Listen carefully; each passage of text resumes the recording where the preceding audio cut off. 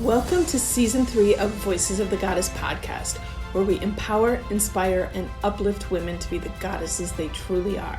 I'm your co-host, Julietta, the magical PT, owner and founder of Body and Soul PT, as well as Soul Candy, intuitive, handmade, and one-of-a-kind jewelry and artwork. I support people in finding the magic within themselves, creating balance in their body and soul. And I'm your other co-host, Graciela, published, award-winning, and professionally certified portrait photographer specializing in boudoir and personal branding. I create portraits of who you are and not just what you look like so that you can become who you've always been. Join us each week as we sit down for a heart-to-heart chat, sharing stories and insights with listeners across the globe. Laughter and tears alike abound as we access ancient wisdom in modern times through unique and exciting storytelling, supporting you on your life's journey. Welcome to the circle and enjoy the show. Here we are again. Welcome to the show. Hello, listeners. I get my energy up. Oh, yeah. Always. Oh, I so wish this was a call-in show. You know, we need to be like in front of a live studio audience. That would be fun. I want to hear a laugh track. I want to hear some clapping. I want to hear I love that. I love the energy. I need everybody listening out there to just send post-recording energy. Yeah, that would add a whole nother layer of complications to make this a live studio audience. But maybe one day. We'll see. One day. We'll do, you know what? We'll do it as like a holiday New Year special, something like that. Here it is. Our 200th episode. What number are we on now? We're on 150 something. We're not all right. I could do that. All right. 200th episode, live in front of an audience. It's a deal. I love it. All right. Goals. So speaking of goals, you know, I'm an easy crier, so this is a low bar. But the other day I saw a commercial that it's one of those commercials that has you in tears in like 30 seconds, right? And I don't even remember what they were selling. So by the way, poor advertising because I can't remember what they were selling. But I don't know. It was probably one of those like Publix commercials or something about set your table for Thanksgiving. I don't know. But anyway, and in the commercial, there was a runner who had prosthetic legs and he's just like hauling butt, just like full speed ahead. And, I looked over at my partner and I'm like, man, that is incredible, right? Like to have that resilience, So my question to you for this morning, is resilience something you're born with? Or is resilience something that you can create? I don't know. It's really interesting, right? Because how come some people drown in a glass of water and some people have the craziest things happen and they're like, okay, moving on. Well, I definitely think anybody is capable of creating it. But definitely in my 30 plus years as a physical therapist, and what some people may or may not know is I spent a lot of those years working in I started in acute neuro, which meant I was in the hospital working with people who just had strokes, brain injuries, spinal cord injuries. They were hooked up, to a cajillion machines. And I was like, I can't even believe this is like my first job. Like these people are the most critical. Like they could die at any second. And here, let's put the newbie in to work with that. They probably knew your strength, Julietta. But then that also transformed, I ended up working with these people more long-term inpatient rehabilitation and then in outpatient. And so over the years worked with so many people who had really like what most people would view as like devastating events in their life. And just seeing how differently, some people were just like, they just took it in stride and they made the most of it. And they like appreciated the lessons from it and appreciated the gifts that came from the situation. And then there were the other people, it's like they had a hangnail and like their life was over. And like, it is really interesting always for me to observe the people and see how they handle things. So I think we all, and was it how they were raised? Is it something in our genetics that make us resilient or not? Right. I don't know. But it's definitely a choice. It's a choice. Is it though? I don't know, right? Because who would choose not to be resilient, right? So I think that all experiences are valid, right? Like what you're feeling is what you're feeling, and that's true, whatever that might be. I just think it's fascinating that there's such a variety in the human experience, right? And it's probably not one thing. It's probably 20 million things, little tiny decisions, little tiny things that someone has said to you growing up, and experiences that you've had in your life, right, that create that. I don't know. It's really fascinating though. Earlier we were talking about like the why, why did this happen to me, or why did that happen to me? And I generally find that the happiest people are folks that don't dwell on the why, but that say, okay, this is what happened. It's really, some terrible thing, but like what else, right? Let's go on to the next thing, I don't know. It's really interesting. I feel like it has to be a combination. Like maybe we're predisposed to a certain type of mentality, but definitely hopefully, right? Like even with our podcast, hopefully you get to build a little resiliency and get a little, positivity going in there, because you do see happier people, right? So speaking of happy people, should we bring on our guest? Let's do it. All right. Hello, Miranda. Welcome to the show. Hello. Thank you so much for having me. I love the conversation, and there was things popping up in my mind when you were talking. And that's what we hope for, that like the conversations do stimulate people to think a little bit, to grow, and yeah. So will you please take a moment, introduce yourself to our audience, tell them a little bit about who you are and what you do? Yes, I am Miranda Mitchell. I'm an energetic alignment coach and human design specialist. So this conversation that you went into, there's a lot of things that popped up in my head as far as human design. So I'm not sure if you know what that's all about, but I will be diving into that a little bit, because it's all about energy, who we are, what we're born with, why we take things in a certain way, and maybe why some people seem more resilient than others. Yeah, I'm a teeny tiny bit familiar with human, like it's not a foreign terminology to me, but it's definitely not something that I've studied in depth at all. So I would love if you would tell us more. The short course on what human design is. Yeah, so human design is a multicultural and multi-traditional combination. I guess some things you would say are woo, used to be woo. So it takes in the Hindu chakra system, it takes in the Western astrology, quantum physics, the tree of life, and the Chinese I Ching. So it's the collaboration and combination of all of these modalities. So within this, you actually put in your birth date, birth time, and birthplace. And that is how you get this chart, this body graph. And in this body graph, actually, it takes in all those elements. And you can see, this is the thing that I loved about it. It was tangible for me. I spent many, many years in practicing yoga and healing and in that way. And I always questioned, am I truly making this stuff up? Is this actually true? And then when I was able to see it in my chart, I saw that actually everything was true. And so much so that it really showed me that there was a purpose in my life, and I was on that purpose, even though I wasn't living as boldly as I could be. So it gave me that tangible evidence in being more bold and being more authentic and letting myself forgive myself for feeling inadequate, because that's one of my lessons in life and all of that. So you get this beautiful chart, and it shows you at the time of your birth what energy you are. So what energy you have, where you receive energy from other people in the environment. And that kind of goes into the resiliency, because there's a lot of people that can get stuck in the lower frequencies of the gates, of the activations. But a lot of people that have seen the chart has actually been able to move away from that and step into a higher version of those gates rather than staying stuck. And I know I have in the past, like put in my data on like a free, and I've gotten it and I don't remember any of it. But the one question that came to mind is not everybody knows the exact time that they were born. Is there a way to work around that at all? Yes, and. Or no and. Either one.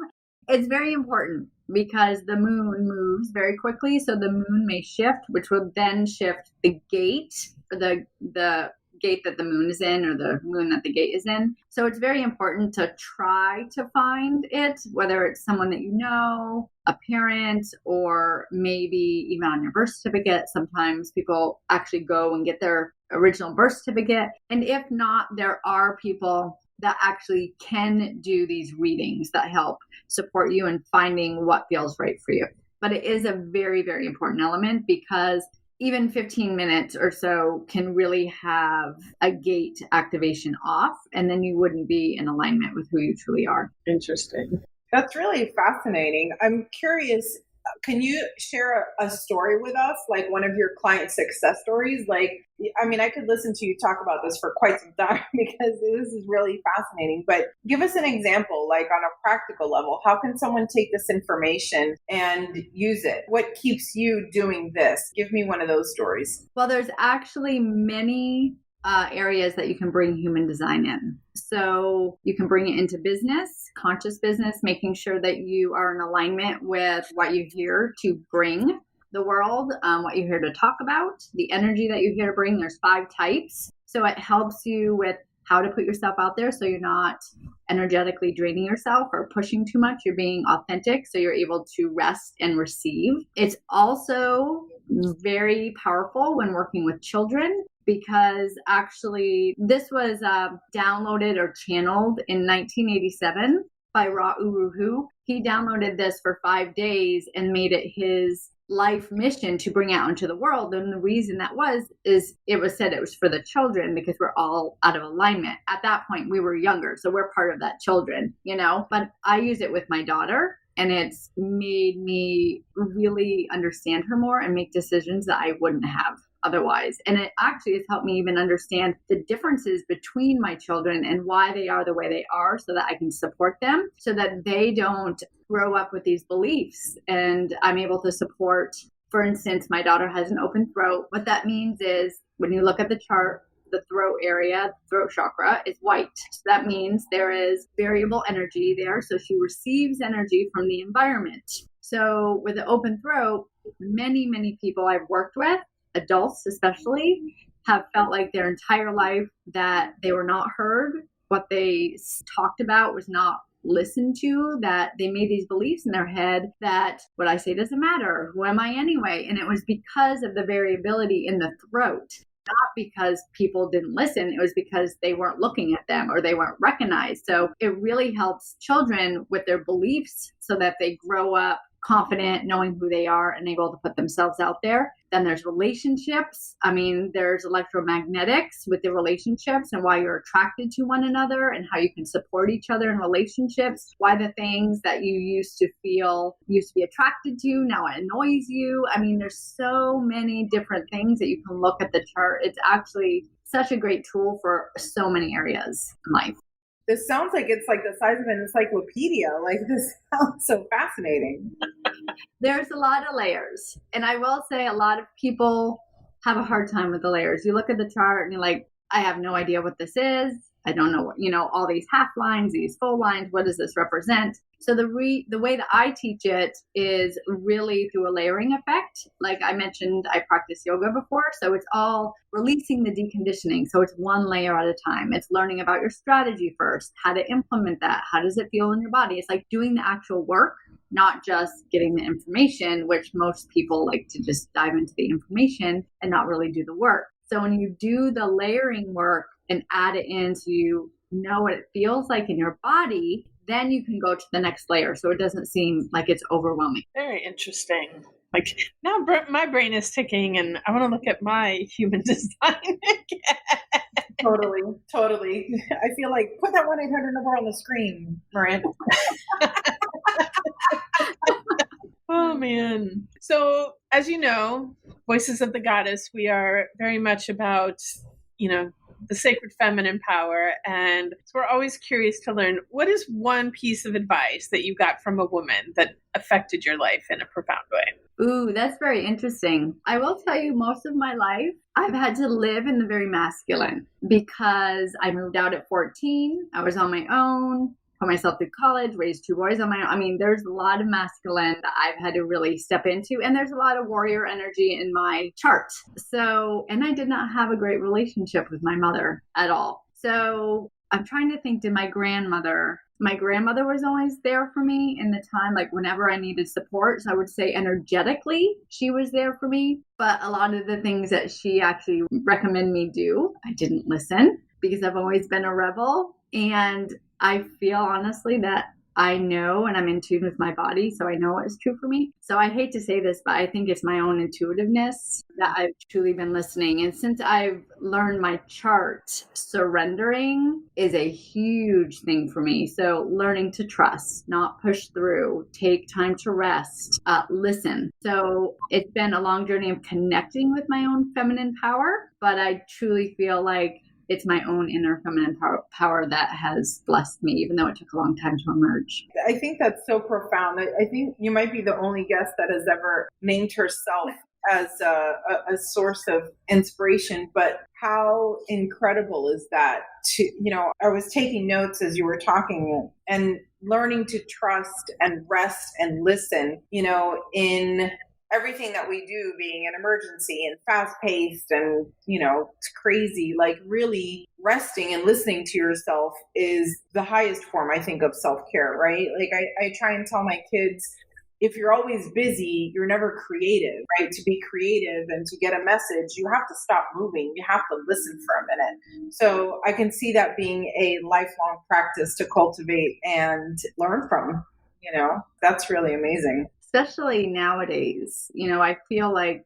we're always told that if we're not busy, then we're lazy or we're not doing anything, So we've been taught that we're supposed to be successful, has to be hard, you have to be busy, you have to be constantly going. When the truth of it really is, for me personally, I feel like being successful is being able to have time and space to start every morning off at 10 or 11 o'clock and being able to sleep in and then work with some people that I love working with and then being there for my daughter. Like, that's successful to me. So I think hopefully society as a whole is starting to shift, but really truly listening to slowing down. That's successful. Truly. I mean, that should be the ultimate goal, right? Like to be able to sit still. When I sit still, I like to read, which is the perfect segue, if I do say so myself, to our next question, which is about books.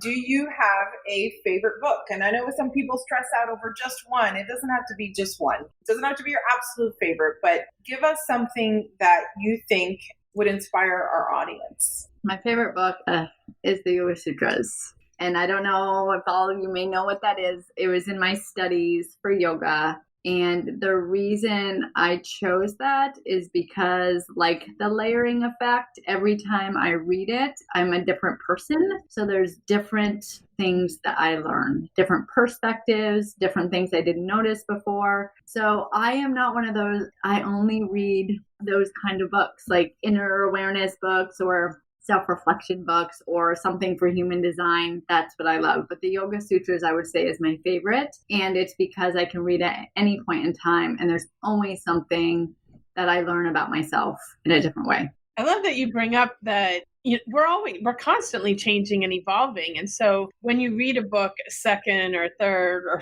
fourth time, like you are a different person when you read it then. And so you're going to receive different messages. And we had a book club for a while. We've discussed whether or not we bring the book club back or not. But that was one of the gifts of the book club, was that I got to read some books that I had read years ago and rereading them. And it was so interesting feeling the different things that spoke to me reading it, just because I had changed from when I had read it before. So, but yes, again, another new book that we have not, I was saying last episode that, we've considered taking this question out, like, because, at some point everybody's going to keep bringing the same books, but the books are infinite and each guest has been bringing a new book to the audience. So it's great. So yeah, I'm curious for your answer on this, but we all make choices and take risks in our lives, and just curious, what is one risk that you've taken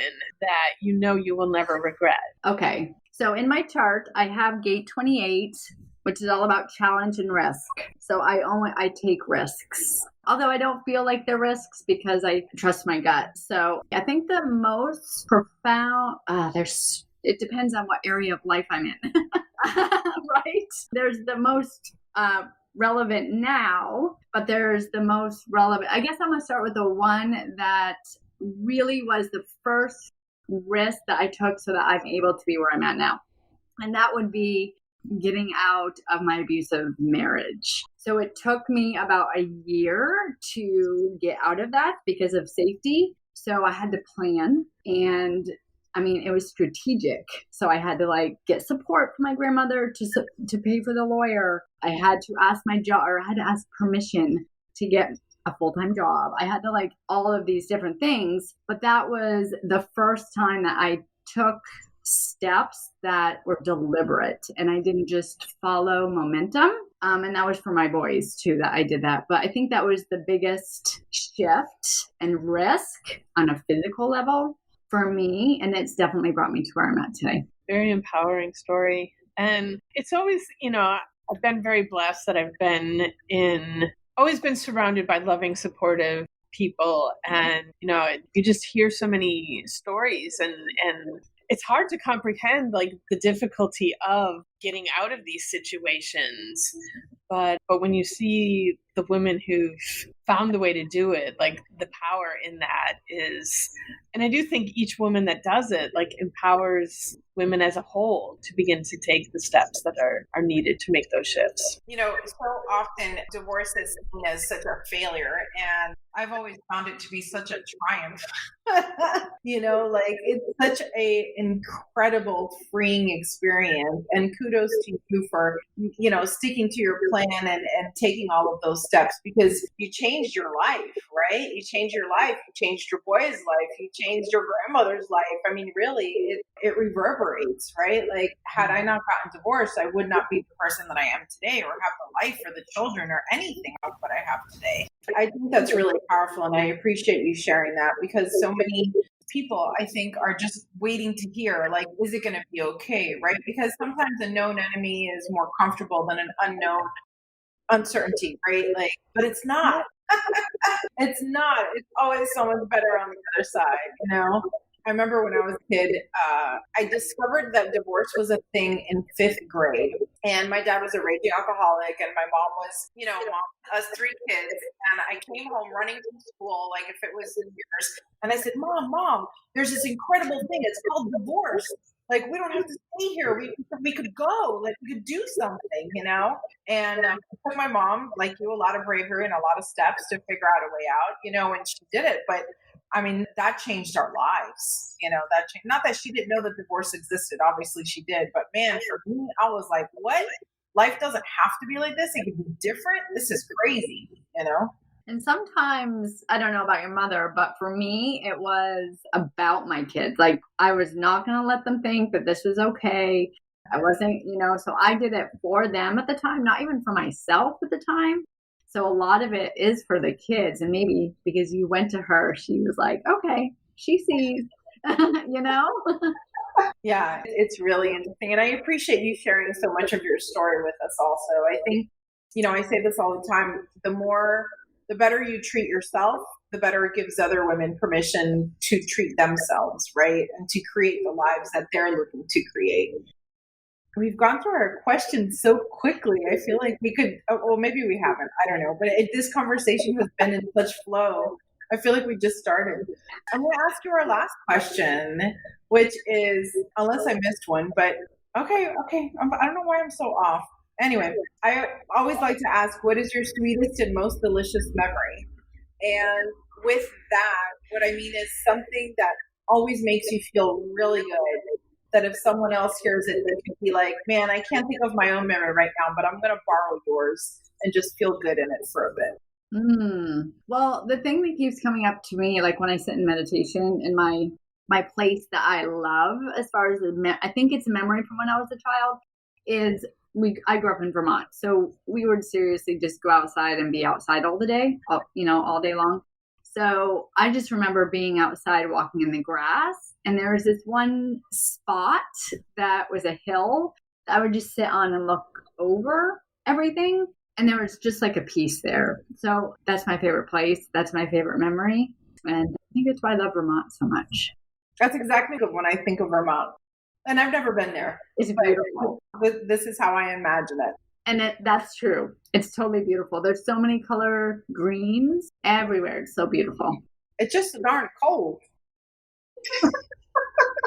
only part of the year. But when you said grass, like that's one thing when I go home to Wisconsin, like people, Florida, the stuff that you call grass is not grass. And if I'm home in warmer weather, I need to go outside, take my shoes off, and walk barefoot in the grass. That is not something you can really do here in Florida. You're going to get hit by a fire ant, and that grass like pokes your feet. It's not. Grass up north is just like so delicious.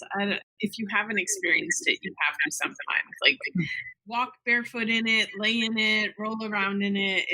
Yes, it is delicious. Okay, so as a native Floridian, I will tell you that I grew up reading all these books where all of these American girls named Jennifer and Heather would do things like that. And so I was like, I want to be like that too. So I'd go to my little local hill and I'd roll down this grass that we have. And just so you know, it's like shards of glass. I'm like, you get up, you're itchy, everything's like, I'm like, how is this fun? Why aren't people like in Vermont, right, frolicking? I'm like, I can't frolic here. It's icky. I'm like, maybe I'm broken. Why can't I have fun? Oh, that's so fun. Yeah, the grass is soft and warm. You know, they talk about the grass is greener on the other side. The grass is greener up there. Well, now we're going to have to do a field trip and specifically look for grass now. I'll have to find the proper hill. Which also reminded me, years ago, my parents owned a lot, 80 acres, and their 40th wedding anniversary, we had a big barbecue party out at their house. You know how like we have 2 men in a truck, they have like 2 men and a pig, and you know the big bring the big pig roast, you know, so it's this great outdoor event. And one of the fields directly across the road was like covered in dandelions. You know, it's like we think of dandelions as weed, but I mean, it's this big hill of yellow flowers. And we had 2 girls visiting from the Dominican Republic, and all they wanted to do was roll down that hill of dandelions. And they came and asked my dad, can we go roll down that hill? And I was like, sure, if that makes you happy. But they were so happy to just roll in this field of yellow flowers. It was cool. So thank you for bringing back that memory to me. I had forgotten about that, but it was super sweet, cool moments. I'm going to have to add this to my list of things to do during our goddess retreat that we're going to develop. Roll downhill. As long as it's not in Florida. Not in Florida. We're manifesting, Miranda. We're manifesting. I am definitely. I will be following up with you. I'm super curious to hear more and more about human design. Thank you for sharing everything that you've shared today. It's absolutely fascinating. I imagine you must have like a 1-year waiting list. No, how's business with you?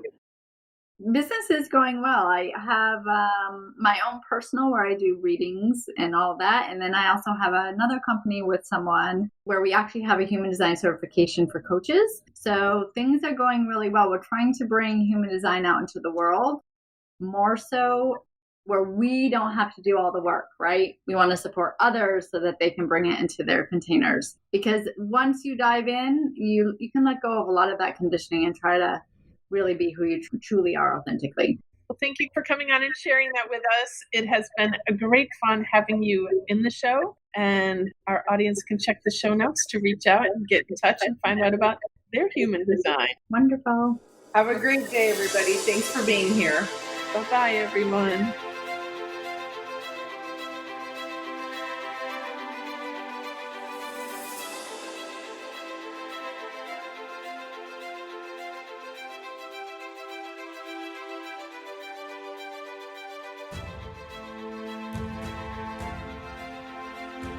Thank you, dear ones, for joining us today. Make sure you check out the show notes for details on how to get in touch with either Julietta, Graciela, or today's special guest. Don't forget to subscribe, review, like, and share. Big love and gratitude for all of you. May the path before you be ever illuminated by your fellow goddesses. Shine bright and have a magical day.